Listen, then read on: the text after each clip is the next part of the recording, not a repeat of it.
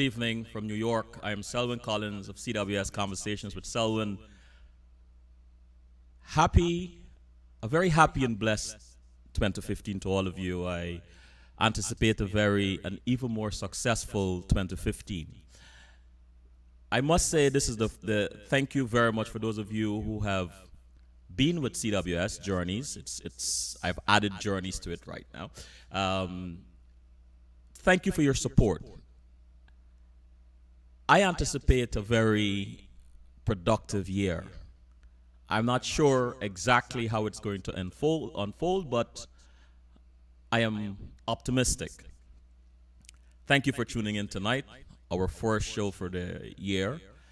In the studio tonight is one of the gems of our soil, a brother and dear friend to me, Mason Richards.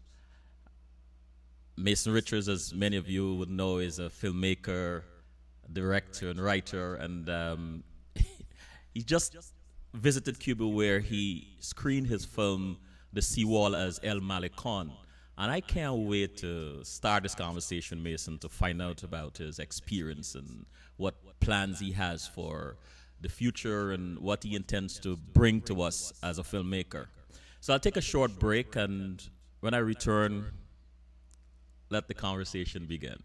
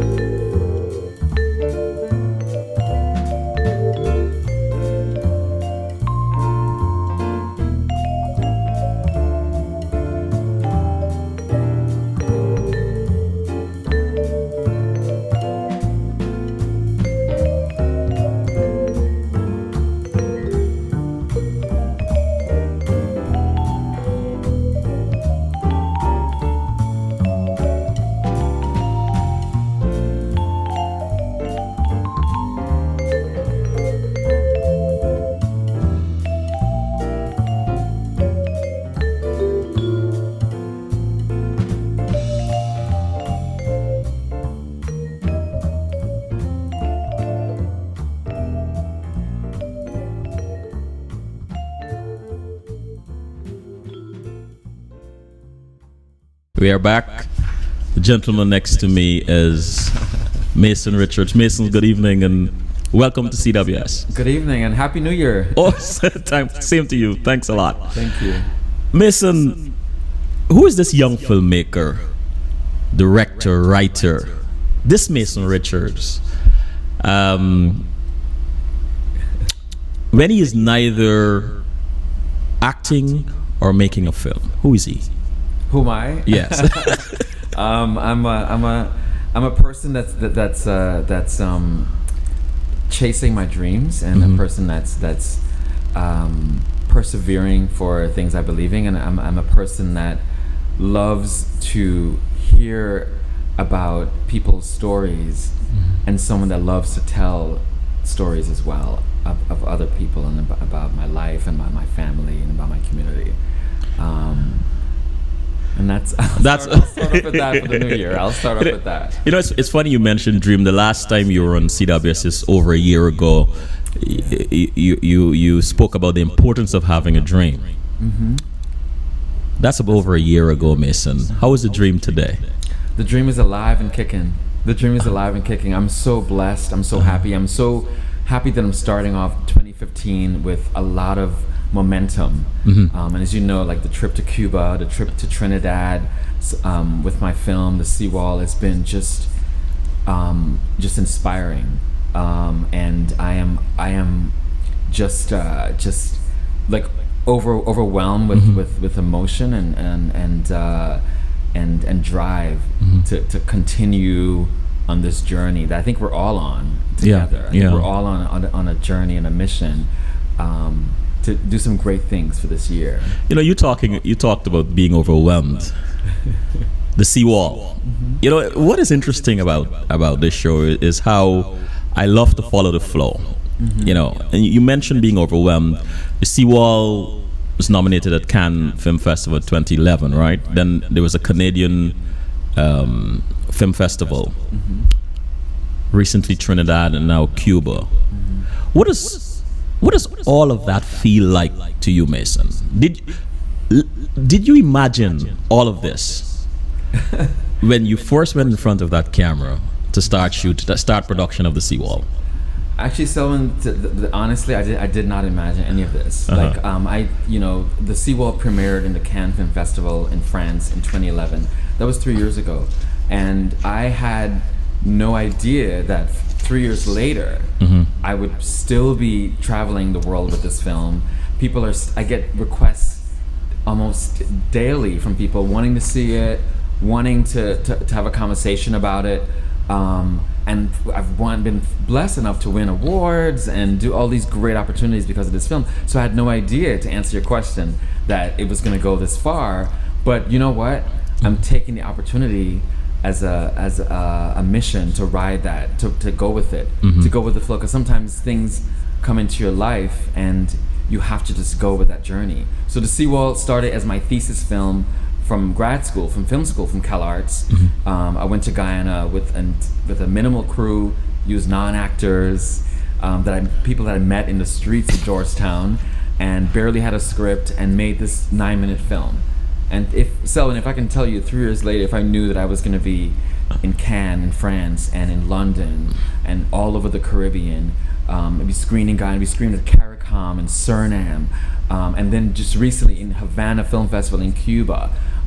I didn't know this was going to happen, but I'm excited about it. What does this say to young people who have a dream and for whatever reason are hesitating to follow their dream? What would you, based on what you have experienced with the Seawall, what would you say to a group of young people right now? To young people, I mean, I guess I would say to my young self. Right. I would say, don't give up. Don't give up. And we've heard that's corny, Yeah. We've heard it, but I think that there's something to be said about the person that's tenacious and the person that knows deep down and from a real place that what you're doing, it means something and there's value in it. Yes. Right? So for the young people out there, like, if you know that what you believe in and what you're doing has value in it, you don't give up. Yeah. You keep working, you keep pushing. Talking about young people, give us a glimpse into the life of the 9-year-old Mason and then at 15 years.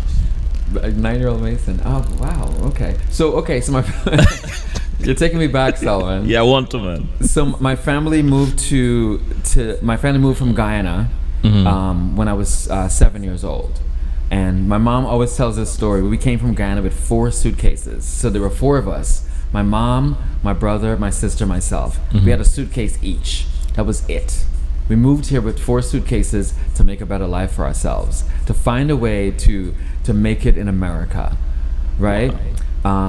So, to answer your question, at 9, I was a kid in school in Brooklyn, trying to fit in, trying to adapt to a new culture, trying to adapt to the winters in Brooklyn, trying to adapt with having a Guyanese accent, and trying to figure out who I was and trying to figure out why we had to leave our home country. Why do we have to leave home, to come to this country, to America, to New York, to Brooklyn for a better life. But what I always did, and what I did at that 9-year-old Mason, and this is credit to my grandfather, is that I worked hard. Like, I focused on education. I wanted to be the best student that I can be. I don't want to be the best listener I can be. I want to be the best person I can be. And that's what we did. And those are the family values we brought from Guyana and we had in our house in Brooklyn. It's just, you would be the best that you can absolutely be, full stop. What became of Mason at 15? At 15, I took that being the best I can be out to the world, and I discovered that I had a passion for the arts, and I was really interested in storytelling and in acting, and so I joined a theater company in Manhattan called the City Kids Repertory Company, where we did great stuff. We did it was a theater company for young people by young people, and we did plays about socially relevant issues that affected our generation. And so as part of that, I started acting and singing and writing plays, and so that was like the beginning of my interest in filmmaking. The seawall. I'm going to ask you later about what prompted it, but you had to have been a young boy having seen the seawall before you left Guyana. And as much as it aches me to take you back further than 9 years old, what do you remember of Guyana before you left?